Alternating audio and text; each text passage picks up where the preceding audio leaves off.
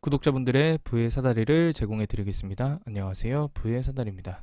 네, 오늘은 6월 22일 수요일 장마감 후에 SK 바이오사이언스에 대한 영상 올리도록 하겠습니다. 네, 오늘 하락 마감했습니다. 시초가 10만 1,500원으로 시작을 했으나 종가는 최저가 수준인 98,800원으로 마감했습니다.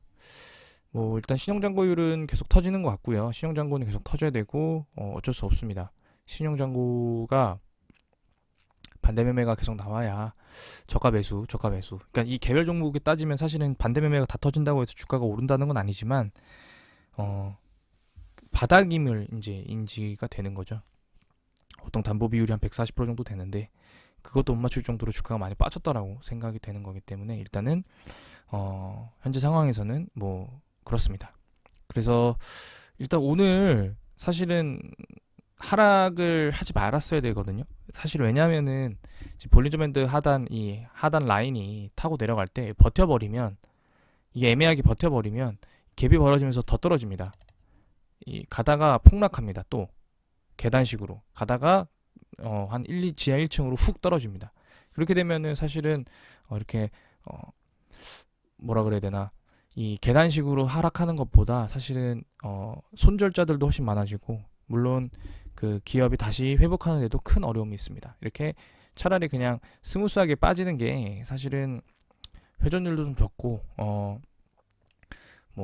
단기 반등을 할 때도 이렇게 계단식으로 다시 상승할 수 있는데, 급락을 하게 되면 이 급락한 부분 시점에서 그 가격대 다시 올라갈 때 거기를 넘기가 좀 어려워요. 그래서 그런 부분들이 좀 있는데 일단은 느낌은 좋지 않습니다. 왜냐하면 이렇게 버텨버리는 모습으로 가게 되면은 사실은 급락의 리스크를 항상 안고 가야 되기 때문에 상당히 좀 어려운 부분들이 있습니다. 오늘도 외국인이 매수가 들어왔습니다. 사실은 6월 20일 외국인 공매도 제외하면은 아마 그때도 매수했을 테니 거의 6일 연속으로 외국인이 순매수를 하면서 오랜만에 외국인의 지분율이 다시 늘어나고 있습니다. 지금 현재 외국인 지분율이 과거 가장 높았을 때가 한 6% 정도 됩니다. 그렇죠? 6.3% 정도 되는데요. 지금 현재 4.6%, 네, 4점 초반대까지 빠졌다가 다시 외국인이 사실은 요 가격대는 팔았거든요. 12만원, 3만원대까지 쭉 팔다가 지금 9만원대 와서 다시 사고 있거든요. 그래서 저점 매수로 판단이 될지, 아니면은 새로운 어떤 바이러스들의 출현으로 또 외국인들이 저점 매수가 들어가는지는 좀 지켜봐야 될 것 같습니다. 왜냐면은 사실 금융투자는 오늘 다시 다 그대로 나갔고, 연기금도 물론 매도량을 줄이긴 했지만 어쨌든 매도고, 사모펀드, 기타 법인, 보험 전부 다 매도이기 때문에 일단은 시장을 조금 더 지켜봐야 될 것 같습니다. 지금 뉴스를 보면은 없어요. 어제 나왔던 뉴스 이외에 사실은 지금 좀 아이러니한 건, 차라리 원숭이 두창이라도 조금 편입이 됐다고 하면 한 20% 놀랐겠죠. 지금 SK 바이오사의 상태는 가짜 테마주라도 타야 되는 상황입니다. 지금 보면은 HK 이노엔 오늘 좀 많이 올랐고, 그 다음에 녹십자 MS도 거의 많이 올랐고, 미코 바이오메드도 오늘 상한가를 쳤고, 그러니까 원숭이 두창 관련된 종목들 대부분이 많은 상승을 해왔는데, 사실은 수두 백신이면은 결국에 지금 제가 뉴스도 보니까 원숭이 두창 관련된 그 치료제는 해외에 하나만 있다라고 합니다. 제가 정확히 이름이 기억이 안 나는데, 그래서 우리나라도 그 백신 500명분을 지금 유입한다고 하는데 없어요. 결론은 지금 치료제도 없고, 정확하게 그냥 대중치료, 그러니까 증상에 맞게끔 해서 치료하는 거 말고 백신도 거의 없습니다. 그럼 그런 상황에서 이거라도 좀 편입이 돼야 되는데 편입이 되지 못하니까 이렇게 좀 계속적으로 하락을 하는 것 같습니다. 만약에 원숭이 두창 편입했으면 한 12만원까지 올라갔겠죠. 11만 5천원 이 정도까지는 제가 볼 때는 충분히 반등했을 수 있을 거라 생각을 하는데, 어쨌든 하지 못했기 때문에 논 내려가고요. 다만 이 공매도가 좀 많이 줄었더라고요. 그래서 이거는 조금 더 지켜봐야 될 필요가 있습니다. 왜냐면은 대차 잔고는 다시 늘었기 때문에 대차 잔고는 줄지 않고 공매도가 줄었다, 이 부분은 조금 더 봐야 될 것 같고요. 지금 보게 되시면은 공매도 잔고 대량 보유자가 사실은 6월 14일에는 메릴 린치가 있었는데 15일부터 없어졌더라고요. 그러면 결국에는, 그래서 제가 볼게요. 15일 메릴 린치가 공매도를 커버한 것 같습니다. 그래서 대량 보유자에서도 빠졌고 지금 이렇게 돼 있잖아요. 그래서 15일부터 보면은 메릴 린치가 3만 주 정도 매수했기 때문에 일단은 메릴 린치는 공매도 대량 보유자에서 빠졌고 남은 건 모건 스탠리입니다. 모건 스탠리 매도 물량들을 좀 보면서 모건 스탠리의 어떤 스탠스를 조금 더 지켜봐야 될 필요가 있습니다. 그리고 공매도 잔고 한 번 더 보고 오늘 마무리하도록 하겠습니다. 이게 사실 잔고가 줄어야 되는데요.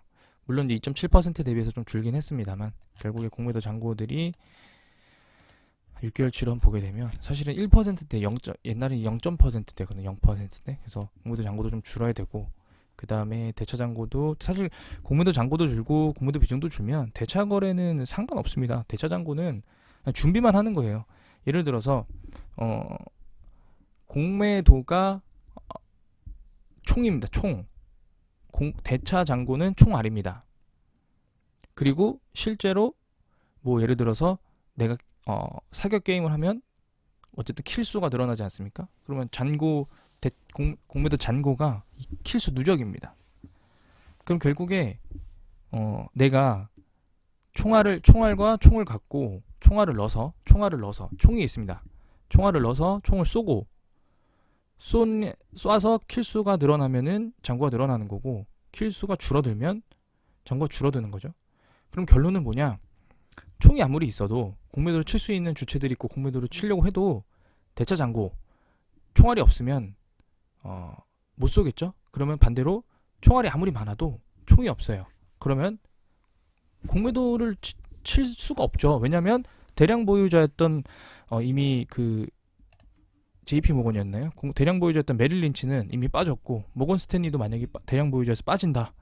그럼 공매도 대장들이 사라지는 거거든요. 그러면은 어느 주체가 용기 있게 갖고 빌려놓은 이 대차 잔고들을 공매도를 칠 수 있겠습니까? 그래서 그런 부분들 때문에 사실은 만약에 대차 잔고가 급격하게 줄지 않는다고 하더라도 공매도와 그 공매도 잔고가 줄어든다고 하면은 긍정적인 시그널로 볼 수 있을 것 같습니다.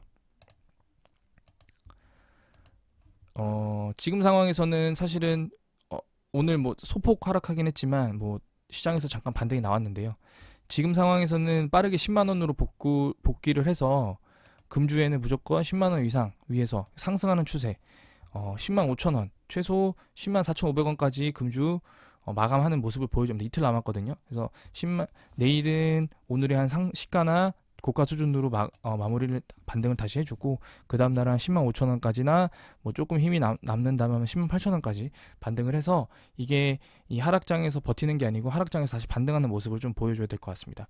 그렇지 않는다고 하면은 다시 급락이 나올 수 있기 때문에 그렇게 되면은 모든 투자자들이 힘들어집니다. 그렇기 때문에 지금 상황에서 꼭 그렇게 될 수 있도록 시장을 한번 보시면 되고 그런 보는 관점에서는 사실은 대차잔고, 공매도, 그 다음에 프로그램도 오늘 매수가 들어왔는데도 불구하고 오늘 하락을 했거든요. 이런 부분들 종합적으로 보시면서 시장을 좀 봐주시는 게 맞지 않나 싶습니다. 네, 오늘 영상은 여기서 마치도록 하겠습니다. 시청해 주셔서